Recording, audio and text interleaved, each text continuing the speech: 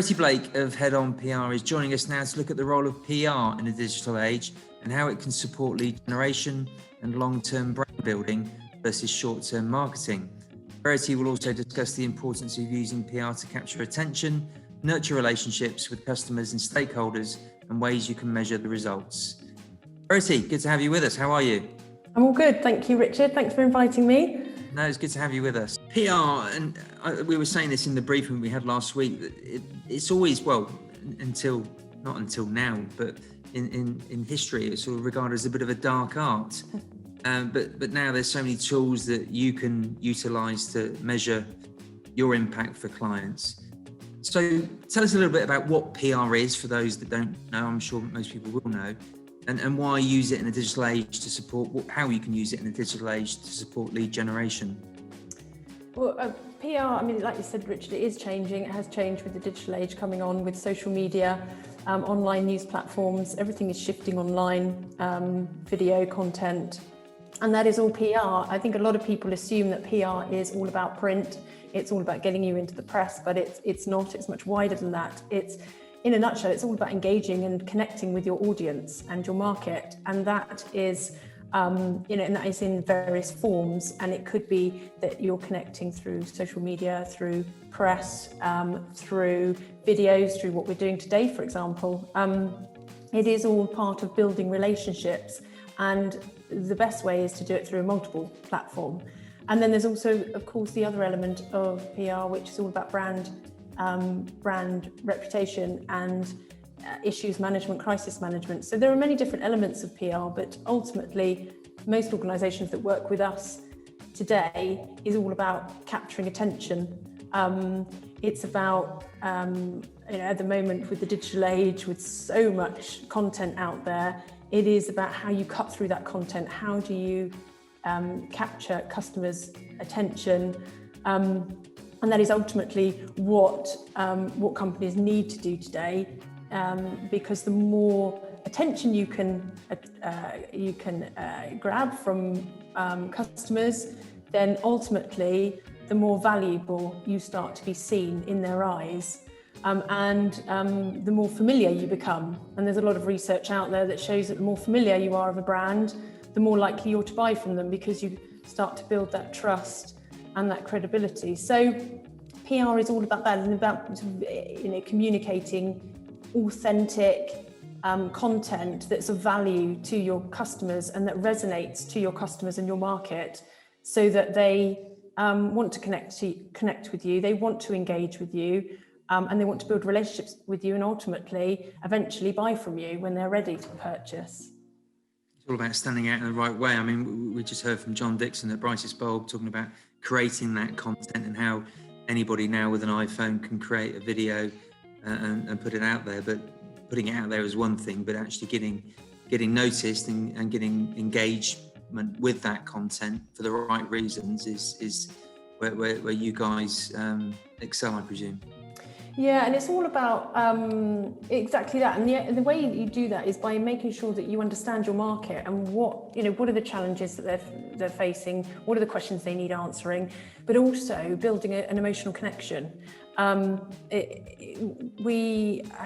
think actually in Inc., if you go into inc.com, there's a really good article there about a Harvard professor that came out and said, Harvard Business came out and confirmed that people buy built on emotion, and that's in B2B and B2C.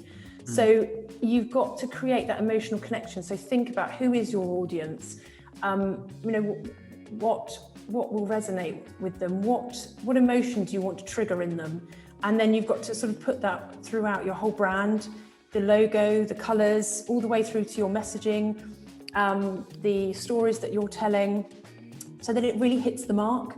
And it carves out your brand position. That's ultimately what you need to do. First and foremost, before you embark on any PR, is think about what is it you want to be known for. What is your purpose? What is your position? You could be an amazing tech firm, but that is delivering cloud solutions. But there are a lot of tech firms out there that are doing that. So what makes you different? And it could be that perhaps you're championing the well-being of IT professionals. And we know that IT professionals are going through huge amounts of stress at the moment. And it could be that through that, you're championing that, and through that you deliver quality because you've got some fantastic team, you've got a fantastic team of people, and you're championing their well-being, and through well-being you're improving productivity and quality of work. So it's, what is it that you want to be known as that makes you that point of difference, and then portray that in all of your communications through multiple layers, through social, through video, through audio, through news platforms, and have a really good, really strong joined up approach. It's funny when you were talking about that particular example, and I was thinking when you sort of, I don't want to say expound, but when you give that sort of list of things that organisation could do you ever go into a client thinking, I'm really going to struggle here to have any inspiration about how this company can have that, what is their USP, which is obviously what you're talking about here, how it can set itself apart from the competition? Or does it just come naturally? I mean, obviously it's what you do, but this is to amaze me how people like yourself and Kate and Sam and all the other PR agents that we have in the B4 community, it's like a tap. You just bang, bang, bang, bang, bang. You come up with all these different ideas, no matter what the business is. Or have you ever hit a brick wall? Well, you really dive deep into the business. So, what we do is get really a really good quality session with the experts within the business. And once you get them talking, often what they think is everyday job, everyday work, we see as an opportunity or as a story or something where we can translate that into a part of the brand. You start talking to the owner of the business and you cast him back to, okay, why did you set this business up in the first place?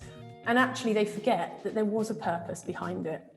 And then you draw that purpose out, and that becomes a running theme for sort of a lot of the messaging. There will be other stories that spin off of it, but ultimately you try to bring it back to that core essence of the brand. Have I ever got stuck? I'm sure I did in my early career, but you start to, as the more experience you get, the more you can pick up cues when you're listening to people and develop ideas. Not yet. But it's a bit like counselling almost, isn't it? You're just trying to get into their minds really and understand what makes the business tick, and then you feed off that content and spin it in a positive way. Yeah, and also because in B2B, because a lot of companies think emotion, connection, it's all about consumer, but it's actually not. There is again more research. Gartner did some research in 2013 that talked about how B2B business, most people are within their career, when they make a decision to purchase something in B2B, they think about how it's going to affect them personally. How will it affect their personal career? You've heard the whole saying, you don't get sacked for buying Microsoft, because the brand represents quality. It has it has an image. And that's ultimately what PR is all about. It's about building that connection so that people feel familiar, they feel reassured, they feel a connection with the brand, familiarity, credibility, and that helps them to with their purchasing decision, so that that reassurance. And they think, oh well, actually, that's a safe bet to invest money into that and to recommend that for the company. And it's not going to come back to me and bite me in my career. So that's a big thing in B2B, especially as the buying chain is so much more complex in B2B, that there's so many more people involved. Typically, the process is much longer. That's why long-term brand building, which you're doing through PR, you're constantly engaging with people, you're constantly communicating with your customers and your market. That's why it's so important in B2B. In particular, because there is a big chain through that decision-making process. So making sure that you're constantly front of mind, building that reassurance, building that brand connection is so important. And with regards to the sales funnel, I know we sort of touched on all aspects of business and sales as well, but where do you put PR in the sort of sales funnel process and helping and using PR to sales relationships, customer relationships? So the traditional funnel where you had the wide top, narrow at the bottom, has been, is gone now because of the digital world. If you read Grant LaBeouf, who's a marketing expert, he has this digital sales funnel that believes that it's sort of narrow at the top, wide in the middle, narrow at the bottom. And then some people think the funnel, there's no such thing as a funnel, it's gone. And that's because in digital age, it's a constant flow of content, and PR brings you into the top of the funnel through building those relationships, capturing that attention. That's what it is all about, getting those stories out. And it could be, for the first time you're launching a big story about the brand. That's capturing people's attention. It's bringing them into the relationship with you. It's bringing them into the fold, and they start to get interested. So PR is all about sort of, bringing you in top of funnel, but it's about nurturing those relationships. So it keeps you center of the funnel, if you believe there is a funnel, and through things like social media, through video, through audio, through constant news, drip feeding of news through platforms, that's nurturing those relationships. So again, it's long-term brand building. So when they're ready to purchase, you remain front of mind, you've got a front seat at the table, and then you pull them through the funnel. And you can, they can supplement long-term brand building with short-term sales activation techniques like direct marketing. And that is shown, if you have a combination of both, that's shown to be the most effective. And bottom of the funnel, use sort of short-term sales activation to pull them in. But what I'd say is that, when you're looking at the funnel or the sales journey, is PR can pull them in, nurture those relationships, pull them through the funnel, drive them to your point of contact, that could be your website, but then look at how are people behaving once, for example, if they hit your website, how are your sales team capturing that data when people do contact them? Are they capturing that right data of where that source of lead has come from? So you can really refine your strategy, your communication strategy. The website, have you got somewhere where you can capture people's data? For example, the data exchange. People want value. They want something for free. They don't want to be sold to constantly. So, how have you got a guide, maybe some tips that people can download, that you can push out through social media, drive people back to your website, capture their data, and in exchange they get these, this great guide full of advice. So look at how people are behaving once they hit your website, because PR is very important for capturing, building those relationships, pulling people to that point at which they can make contact. But then it's about how you then convert that traffic into potential, inquiries. And what sort of tips would you give about measuring the results of PR activity? You can look at Google Analytics, of course. That's really good to see where sort of referral traffic's come from, through social media, through various different news platforms, which news platforms are working really well. You can look at mentions as well on social media. How are people suddenly starting to engage? Are people starting to talk about your brand? I mean, that's ultimately what you want, is more and more people to be noticing you, to be capturing their attention, to be talking about your company, to be in the right way, to be sharing, content. And that's word of mouth. Today, a lot of companies say we get most of our business through referral, through word of mouth. Well, that's what social media and online digital content is. It's the modern day word of mouth, and people are talking about your brand. So look at how many mentions, how many people are, and there are tools for that. So how people are talking about your brand online. You can look at things like what people call a bit more vanity metrics, like who are you, where are you being featured, how far are you being, how far is your audience reaching through, say, being featured in online news platforms. But you want those impact metrics that show how people are actually behaving, how they're engaging with your brand. So again, engagement, how people are talking about your brand, maybe share a voice, how much people are talking about you compared to competitors. So there are many different tools, but often with long-term brand building, it is a bit of a leap of faith as well, because you've got to be out there, you've got to be talking nowadays. You can't measure everything. I think people are obsessed with clicks, but not everything can be measured. And but what you do need to do is ensure that your sales team are capturing where those inquiries are coming in, so that you get a good sense of it. So there's still a bit of mystery about PR. It's not all as transparent as I might think it would be. No, I think you've got to build those memory structures. And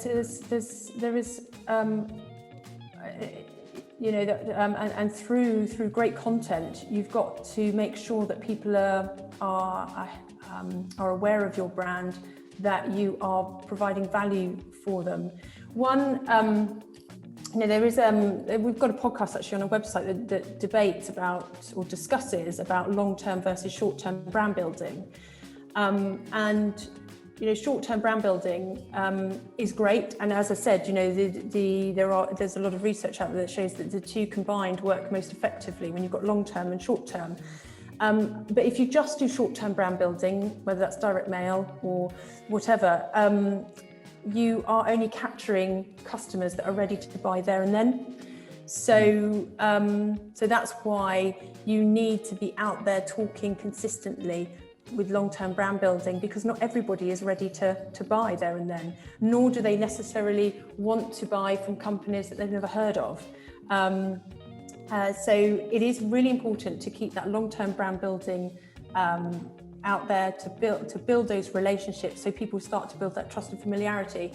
And the more that people are, as there's information has shown, that the more that people are familiar with the brand, the less price becomes a factor in their purchasing decision, because the reliability and the reassurance plays a much bigger role in the fact that they've never heard of your brand. So that's why the long-term brand building, the short-term brand building works really well.